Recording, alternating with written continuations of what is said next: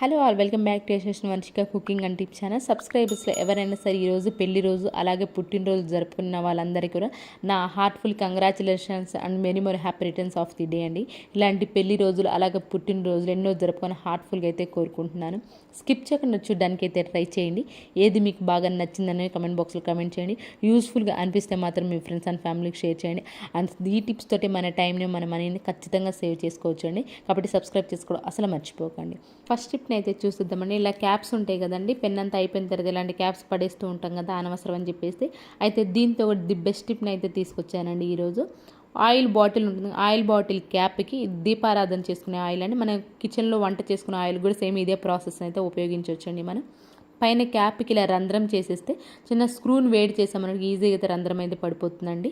Cap ఫ్రంట్ది ఏదైతే ఉందో ఫ్రంట్ది లోపలికి పెట్టేసేసి బ్యాక్ సైడ్ ఉంటుంది కదండి, బ్యాక్ సైడ్ కనుక ఇలా పైకి పెట్టేసామనుకోండి మనకు ఆయిల్ పోసుకోవడానికి ఈజీగా అయితే ఉంటుంది. ఆ తర్వాత ఆయిల్ పోసుకున్న తర్వాత క్యాప్ కూడా పెట్టేసుకోవచ్చు అండి. ఆయిల్ లీకేజ్ అనేది ఉండనే ఉండదు. అట్ ద సేమ్ టైము కిచెన్లో ఉంటుంది కదండి, కిచెన్లో కూడా కావాలంటే ఇదే ప్రాసెస్ తోటి మనం ఆయిల్ అయితే వాడుకోవచ్చు అండి. దీనివల్ల ఏంటంటే క్వాంటిటీ అనేది తక్కువ పడుతుంది కాబట్టి మనకి ఎక్కువ అయితే ఆయిల్ అనేది పడకుండా ఉంటుందండి. ఇదే బాటిల్ మనం ఆన్లైన్లో చూసుకున్నామంటే కొంచెం కాస్ట్లీగా ఉంటుందండి. అలా కాకుండా ఇలా సింపుల్గా పడేసే క్యాపులతో ఇంట్లోనే ఇలాంటి బాటిల్ని అయితే తయారు చేసుకోవచ్చండి. ఐ హోప్ ఈ టిప్ అయితే నచ్చితే కనుక మీ ఫ్రెండ్స్ అండ్ ఫ్యామిలీకి షేర్ చేయండి. అండ్ నెక్స్ట్ టిప్ వచ్చేసి పచ్చిమిర్చి కొన్నిట్లో అయితే మస్ట్ అండ్ షుడ్గా వేసుకుంటూ ఉంటాం కదండి. అయితే కొన్నిసార్లు పచ్చిమిర్చి ఘాటు ఎక్కువ ఉంది అనుకోండి, అది మనం తినలే కదా. అట్ ద సేమ్ టైము పిల్లలు ఉన్న వాళ్ళు కూడా కొన్నిసార్లు పచ్చిమిర్చి ఘాటు ఎక్కువ ఉందంటే సరిగా తినలేరు కదండి. ఆ టైంలో పచ్చిమిర్చి వేసినట్లే ఉండాలి కానీ ఘాటు తక్కువగా ఉండాలి అని అంటే పచ్చిమిర్చిని మనం ఇలా కనుక కొంచెం తొడిమి తీసేసి కొంచెం బ్యాక్ నుంచి ఫ్రంట్ వరకు కొంచెం ప్రెస్ చేసామనుకోండి, ఆ ప్రెస్ చేసిన తర్వాత కొంచెం చివర్లు ఏదైతుందో ఆ చివర్లు కట్ చేసామనుకోండి, లోపల మెయిన్ మనకి పచ్చిమిర్చి ఘాటు ఎక్కడ ఉందో ఆ విత్తనాల ద్వారా ఘాటు ఎక్కువగా ఉంటుంది కదండి. ఆ పచ్చిమిర్చి ఘాటు లేకుండా ఉండాలి, మనం పచ్చిమిర్చి వేసుకున్నట్లే ఉండాలి, ఘాటు తక్కువగా ఉండాలి. ఒకటి ఇలా లోపల సీడ్స్ మొత్తం తీసేసామే అనుకోండి, తర్వాత కట్ చేసి మనం కూరలో వేసుకున్నామంటే ఘాటు అనేది ఉండదండి. అలానే పచ్చిమిర్చి వేసుకున్నట్లు కూడా ఉంటుంది. ఐ హోప్ ఈ టిప్ అయితే నచ్చితే మీకు ఏది బాగా నచ్చింది అనేది కమెంట్ బాక్స్లో కమెంట్ చేయండి. అండ్ నెక్స్ట్ టిప్ వచ్చేస్తే ఇప్పుడు ప్రతి ఒక్కరు కిచెన్లో వాడుకునే వస్తువులు అందరు ప్లాస్టిక్ అవాయిడ్ చేసేసి ఇలాంటి గ్లాస్ జార్లు కానివ్వండి లేదంటే స్టీల్వి కూడా వాడుతూ ఉన్నారు కదండి. అయితే కొంతమంది అంటే గ్లాస్ జార్ని స్పెషల్గా కొంటూ ఉంటారు కదండి. అలా కాకుండా ఆల్మోస్ట్ అందరూ కూడా morning lemon and honey water వాడుతూనే ఉంటాం కదా. హనీ బాటిల్స్ మనం తెచ్చుకుంటూ ఉంటాం కదా, హనీ బాటిల్ ప్లాస్టిక్ తీసుకొచ్చుకోకుండా ఇలా గాజు కనుక తీసుకొచ్చుకున్నామే అనుకోండి, వీటిలో మనం ఏదో ఒక ఐటమ్స్ అయితే పెట్టుకోవచ్చు అండి. స్పెషల్గా గ్లాస్ జార్లు అనేవి కొనకుండా ఉంటుంది. అండ్ అఫ్ కోర్స్ ఇది ఆల్మోస్ట్ అందరికీ తెలిసే ఉంటుందండి. ఎవరికైనా తెలియని వాళ్ళు ఉంటే ప్లాస్టిక్ బాటిల్స్ ఇంకా కొంటున్న వాళ్ళు ఉంటే హనీ బాటిల్స్ ఇలా గ్లాస్ జార్లు అయితే కొన్నారనుకోండి మనం ఈజీగా అయితే ఒక ఐటమ్ అయితే పోసుకోవడానికి అయితే ఉంటుంది. ఐ హోప్ ఇది కూడా నచ్చిందని అనుకుంటున్నాను. అండ్ నెక్స్ట్ టిప్ వచ్చేసేసి కీరా ఉంటుంది కానీ కీరాని చిన్న చిన్న పీసెస్గా కట్ చేసేసేసి తర్వాత ఎండ పెట్టేసి ఎక్కువ బొద్దింకలు ఎక్కడైతే తిరుగుతూ ఉంటాయి ఆ ప్లేస్లో కనుక మనం కీరాని ఉంచామే అనుకుంటే బొద్దింకల నుంచి కొంచెం అయితే రిలీఫ్ అయితే ఉంటుందండి. అండ్ బొద్దింకలే న్యాచురల్గా ఎలా చంపాలి మన ఛానల్లో వీడియో అయితే ఉందండి. ఒకసారి ఛానల్లోకి వెళ్ళండి, చూడండి, చెక్ చేయండి. మీకు నచ్చితేనే సబ్స్క్రైబ్ అండ్ ప్లీజ్ అండి ఒక లైక్ అయితే ఇచ్చేసండి.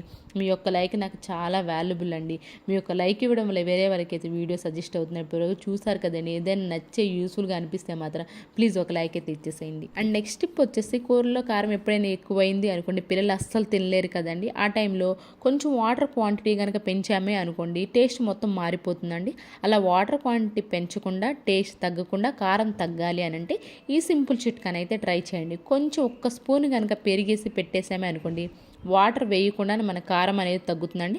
అండ్ టేస్ట్ కూడా ఎలాంటి తగ్గుదల అనేది లేకుండా ఉంటుంది. ఐ హోప్ ఈ టిప్ అయితే నచ్చిందని అనుకుంటున్నాను. అఫ్ కోర్స్ అందరికీ ఈ టిప్ అనేది ప్రతి ఒక్కరికి ఉపయోగపడుతుందండి. ఈ టిప్ ట్రై చేయండి. అండ్ పక్కనే వాళ్ళు బెల్ సింబల్ అయితే యాక్టివేషన్లో ఉంచుకున్నారే అనుకోండి, ఆల్ అని బటన్ ప్రెస్ చేశారే అనుకోండి, నేను వీడియోస్ పెట్టిన వెంటనే మీకైతే నోటిఫికేషన్ వచ్చేస్తుంది కాబట్టి ఆల్ అని బటన్ ప్రెస్ చేయండి.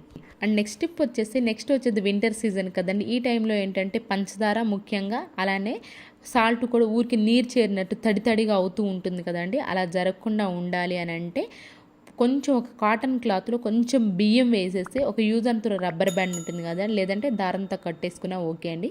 ఇది కనుక కట్టేసి మనం షుగర్లో కనుక వేసుకున్నామంటే ఏదైనా మాయిశ్చర్ వచ్చినా కానివ్వండి ఈ రైస్ అనేది అబ్జర్వ్ చేస్తుంది కాబట్టి పంచదార అనేది త్వరగా పాడవకుండా ఆ నీరు అనేది చేరకుండా ఉంటుంది.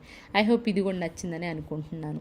అండ్ నెక్స్ట్ టిప్ వచ్చేసి కుంకుమను ఎక్కువ క్వాంటిటీలో తీసుకొచ్చుకున్నామే అనుకోండి, ఎక్కువ రోజులు నిల్వ ఉండాలి అనుకోండి, కొంచెం నల్ల పురుగు అనేది చేరుతూ ఉంటుంది కదండి. అలా నల్ల పురుగు చేరకుండా ఉండాలి, అలాగే కుంకుమ పెట్టుకునే ప్రతిసారి మంచి వాసన వస్తూ ఉండాలి అంటే కొంచెం కనుక మీరు కర్పూరం చల్లేసి ఆ కుంకుమలో కనుక కలిపేశారనుకోండి, ఎన్ని రోజులైనా సరే ఆ ముక్కు వాసన అనేది రాదు, ఆ పురుగులు అనేవి పట్టనే పట్టు.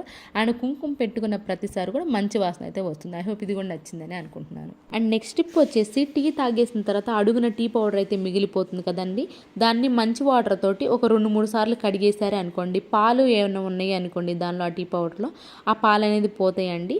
ఆ తర్వాత మీరు ఒక గ్లాసు వాటర్ పోసేసి అలానే దాంతోపాటు ఒక నిమ్మకాయని ఇలా చిన్న చిన్న పీసెస్గా కట్ చేసి ఒక 2-3 మినిట్స్ మరిగించేసేయాలండి. ఆ మరిగించేసిన తర్వాత చల్లారించుకోండి. చల్లారిన తర్వాత ఇలా మిక్సీ జార్లో కనుక పెట్టేసామనుకోండి, మిక్సీ జార్ కొన్నిసార్లు మనకి మసాలా కానీ అల్లం వెల్లుల్లి పేస్ట్ కానీ వేసుకుంటాం కదండి, ఆ టైంలో మిక్సీ జార్ అనేది కొంచెం అయితే బ్యాడ్ స్మెల్ అనేది వస్తూ ఉంటుంది, మసాలా స్మెల్. ఇలా టీ డికాషన్లో కొంచెం వాటర్ వేసేసి నిమ్మకాయలు వేసేసి కనుక మరిగించి ఆ తర్వాత మిక్సీ పట్టేసామని ఆ మసాలా ఘాటు స్మెల్ అనేది లేకుండా ఉంటుందండి. అట్ ద సేమ్ టైం అదే వాటర్ తోటి ఇలా వైట్ మిక్సీ ఉంటుంది కదా, ఇది కూడా ఎంత నీట్గా క్లీన్ చేసినా కొన్నిసార్లు డల్గా అనిపిస్తూ ఉంటుంది కదండి. మనం కొత్త దానిలాగా అన్ని దసరాకి అయితే ముఖ్యంగా అన్నీ క్లీన్ చేసుకుంటూ ఉంటాం కదా, అలాంటప్పుడు మనం అన్ని వస్తువులు తలతల మెరిసిపోతూ ఉంటాయి. కానీ ఇలాంటి మిక్సీలు గ్రైండర్లు కొంచెం డల్గా అనిపిస్తూ ఉంటాయి ఎంత నీట్గా క్లీన్ చేసినా. ఈ టైంలో కనుక మనం ఇలా ఈ టీ వాటర్తో కనుక క్లీన్ చేసుకున్నాం, ఇవి కూడా సేమ్ కొత్త వాటర్లాగైతే ఉంటాయండి. ఒకసారి ఈ వాటర్తో టిష్యూ పేపర్ తోటి ఒకసారి అంతా వాటర్తో వాష్ చేసి ఆ తర్వాత పొడి క్లాత్తో కనుక తుడిచామే అనుకోండి, మనకి మిక్సీ అనేది కొత్త దానిలాగా మెరిసిపోతుందండి. ఈ దసరాకనే అన్నిటితో పాటు వీటిని కూడా ఇలాగ టీ వాటర్తో కనుక క్లీన్ చేస్తామంటే కొత్త వాటిలో అయితే మెరిసిపోతాయి. ఐ హోప్ ఈ టిప్ కూడా నచ్చిందని అనుకోండి. నచ్చితే కనుక ప్లీజ్ సబ్స్క్రైబ్ చేసుకోండి. అండ్ నెక్స్ట్ టిప్ వచ్చేసి, ఎప్పుడైనా రాస్తూ ఉన్నప్పుడు పెన్ను మరకలు కానివ్వండి, లేదంటే ఇలా మార్కర్ మరకలు కానీ పడుతూనే ఉంటాయి కదండి, ఆ టైంలో మనం ఎలాంటి చేతిని ఎలాంటి రబ్ చేయకుండా, ఎలాంటి లిక్విడ్ హ్యాండ్ వాష్ లిక్విడ్లు వాడకుండా సింపుల్గా క్లీన్ చేసుకోవచ్చు అండి, మన చేయి తడవకుండానే. పర్ఫ్యూమ్ ఉంటుంది కదండి, పర్ఫ్యూమ్ తీసుకొని కొంచెం అయితే ఇలా జల్లేసేసుకొని ఒక పొడి క్లాత్ అయితే ఆ పొడి క్లాత్ కాటన్ క్లాత్తో కనుక తుడిచేసారా అనుకోండి, మనకు మార్క్ పడింది కూడా తెలియదని. సేమ్ ఇదే ప్రాసెస్ మన డ్రెస్సుల పైన కూడా అయితే ట్రై చేయొచ్చండి, మనం బ్రష్ పెట్టుకుంటే ఈజీగా అయితే పోతుంది. ఐ హోప్ ఇది కూడా నచ్చిందని అనుకుంటున్నాను. అండ్ నెక్స్ట్ టిప్ వచ్చేసి, పాలు కంపల్సరీ పెట్టుకున్న తర్వాత పొంగుతూనే ఉంటుంది. మన ఏదైనా పని ఉంది అనుకోండి, పక్కకి వెళ్ళేసరికి పొంగిపోతూ ఉంటాయి కదండి.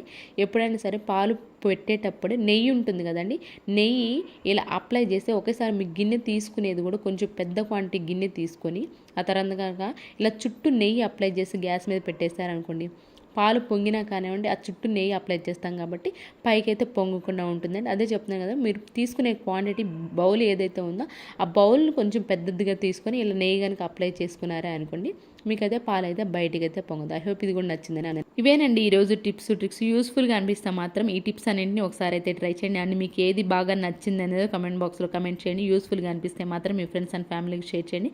లైక్ అయితే ఇవ్వడం అసలు మర్చిపోకండి. పక్కనే ఉన్న బెల్ సింబల్ అయితే యాక్టివేషన్లో ఉంచుకోండి. రేపటి వీడియోలో మంచి మంచి టిప్స్ మళ్ళీ మీ ముందుకు వస్తాను. అంతవరకు మీ అందరూ హ్యాపీగా ఉండాలి, హార్ట్ఫుల్గా అయితే కోరుకున్నాను. Thank you so much.